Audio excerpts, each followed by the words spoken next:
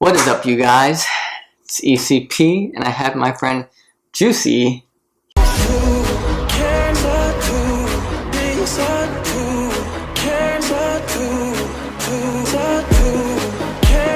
Even though I'm overwhelmed, I'm happy.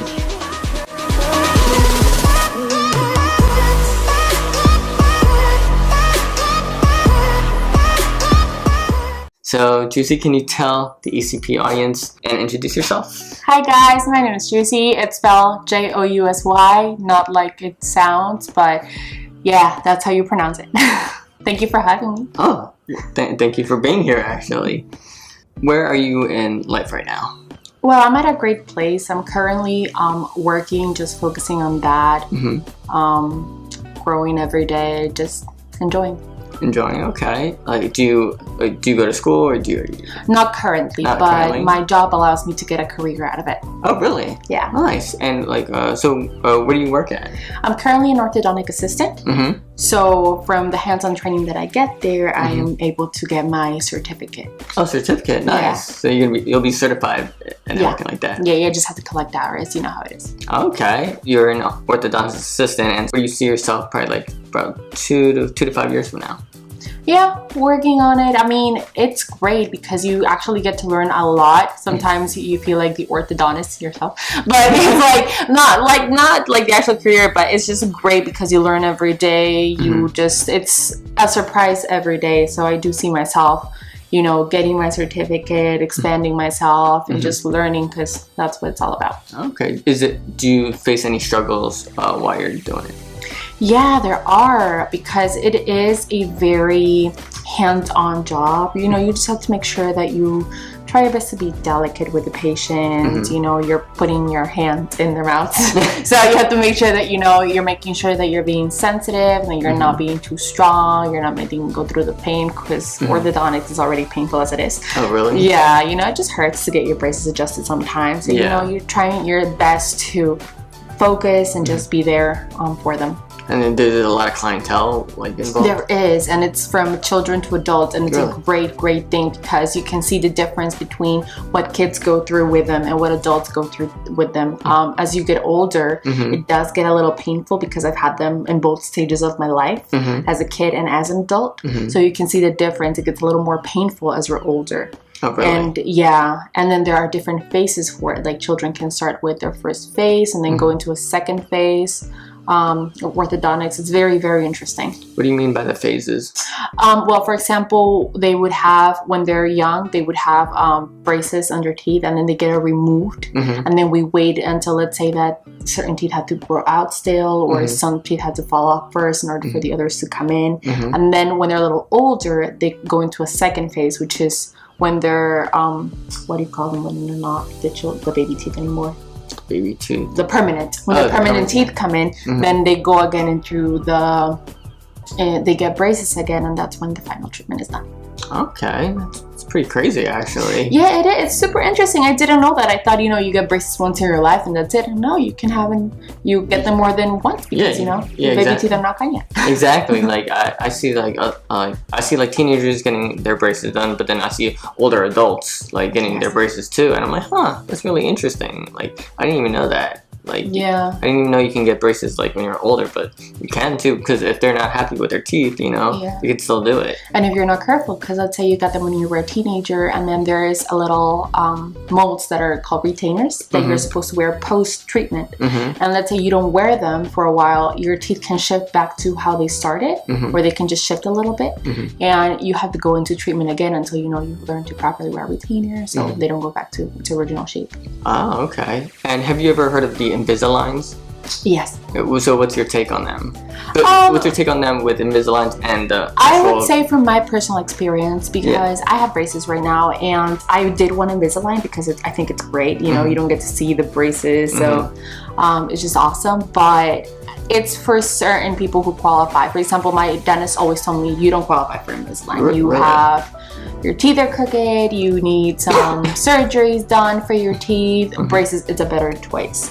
Really? So, and I've had a friend who did Invisalign. She looks amazing after the treatment. So it is a personal choice, and also to see if have your orthodontist recommend you what's better for you, what's a better outcome. So they obviously they recommend, even though they may want Invisalign, the doctor always recommends what's best. Yes. Okay. And what's called would you recommend the Invisaligns, or would you recommend the metal, the traditional braces? I would say go to your dentist first, get a consultation. Every case is independently different, so just get a consultation and see what's good for you. And I do feel like braces give you a more detailed outcome, but that's my personal opinion. I mean, it's different for everybody. So just consult with your dentist, and go to an orthodontist for a consult, and go from there. Okay. And do you work every day, or It's a Monday through Thursday job. Really? Yeah, it's pretty cool. Really, Monday to Friday, or? No, that's how the schedule has worked, and it's just great. It's a great schedule because we are available. It's a great schedule because we're available when people are, especially with the children being back to school now. Summer's over, so we're able to fit them in, and they're able to come and get their braces adjusted. We're always on top of them. We want to make sure that they're always able to come in, because sometimes there's no time. Yeah, that's true, and you have to abide by their schedule too, right? You do. You try your best, and it's kind of like, can you squeeze me in? It's sorry, we're on lunch break, or we'll try our best to fit our patients because we want them to get the proper treatment done. Okay. And if you're not at work, so what would you do outside of work? What do you do for fun, or do you have any I'm hobbies? boring. I'm so boring. A fun thing for me to do is just it would be a night at the movies. I do love spending time on my own, so I'll just go to the movies on my own. I am an only child, so I guess I've developed the independence from there. I don't have any issues doing things on my own. Oh, really? Okay. I love to go to the movies on my own on my free time, hang out with my friends, when possible. But once you're an adult, everybody's so busy. You just have to find yourself doing things, different activities or hobbies that you enjoy the best. Okay. And what was the latest movie you've seen? Crazy Rich Asians. How was that? It was amazing. It was amazing? I loved it. It was just it was great because it was one of the first movies in 25 years with a fully Asian cast, which I've learned. And also it's just, you can see how attention to detail they had. They had a lot of Asian traditions, and a big part of the culture be incorporated in the movie. And I've learned because I have Asian friends and they've taught me, and it's just so amazing to see all every little detail from the movie incorporated there. They just didn't miss out. It was great. Yeah, of course. And I think within 5 days it hit 3.4 million, and it was amazing, wasn't it? Yeah, even I saw it too, and I was just wow, I gotta see it again. So yeah, you can see how many people are there to support their culture and to just enjoy a different outcome. Exactly. That's why diversity is so important nowadays. You know what I mean? Yes, it is. So it's pretty crazy. Even whoever hasn't watched Crazy Rich Asians, they have to see it. Some other people it's not their cup of tea. Right. And that's okay. They're it's based on whether they want to watch it or not. But the majority of the people do like it, of course. And when the market speaks itself, they want to see a sequel to it, which they are doing too. Which is, are they? Yeah. Yes. Yeah, so they're doing a Crazy I didn't know that. Yeah, they're doing a sequel to it, and it's only been probably 2 weeks only that. Really? Yeah, so I was just wait, what? You're doing a sequel already? It was already? such a fabulous movie. I'm ready for the sequel. Yeah. Bring it. Bring it. So it was pretty insane. I was oh my gosh, dude, they're doing a sequel already. It's not even a month yet. So it's pretty insane. So have you lived in Florida all your life, or? No, I was actually born in Peru. Oh, really? And I moved here when I was 11 years old with my parents. Okay. And we've been here ever since. Oh, really? Yeah. And you like it in Florida too? Well, it's been a little of a crazy ride because we moved a lot, but we've been between 2 states. We started out in Florida. We went up to Maryland for a little bit, and then we came back to Florida. Okay. So, why the move? Because of opportunities. Okay. My parents got job opportunities in different states. They took it, then they got a new opportunity. They came to Florida. They liked the weather a little better in Florida than Maryland. It's just shoveling snow was not our thing. That shoveling, it's a beautiful view, not the greatest thing to clean up. But other than that, it's been great. Oh, nice. That's awesome right there. Yeah, I love adventure. I'm not afraid of change. Yeah, great. And you like adventure too, like going out to places as well? Yeah. Good. I like to try new things. I'm not afraid of that. I think that's part of growing up and learning. Mm-hmm. Do you usually go out of your comfort zone? I'm working on it. You're working on it. I'm working on it. Like, for example, this. This is one of the things. This is my very first interview. And I feel great. You're a great interviewer. Oh, thanks. I appreciate that a lot. Yeah, no, it's something that has to be gradually going. It's not like you can dive in head first with something, right. You know, like, because, like, that's not how, well, you can if you want to, but, you know, like, it's just like, you have to prepare a lot for it, and you know, if you don't, then you're gonna fail. I feel like you have to just take a deep breath and just do it. Just don't think about it, don't overthink it, don't, whatever it is you want to do, whether you want to try a new hobby, you want to go skydiving, you want to talk to the person that you're so shy about, you want to switch your major, like, there's silly little things, but I do believe they have something in common, which is stepping out of your comfort zone. It's really hard to do, but it's worth it. Exactly. And when obviously you step out of your comfort zone, people will question you, of course. On just like, well, you're doing that.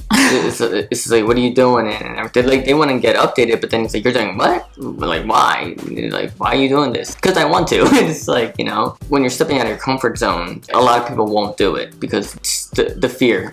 Yes. People are fearful of what's going to be on the other side. But once you cross the other side, you're like, oh, it's not too bad. Yeah. And I've always seen people who have success in their dreams. They say, sometimes you win, sometimes you learn. Which is when you fail, you learn. Exactly. And also it says, even if you're afraid of doing it, just do it. Because once you do it, even if you fail, you're going to feel so grateful that at least you tried. Exactly. I'd rather, you know, do something and say like and fail than rather than like, damn, I should have done it, you know, because regret is one of the most horrible like experiences, I would say. You know, when I see a lot of like senior citizens, they're just like, you know, I wish I could have done that, like, you know, in my early days.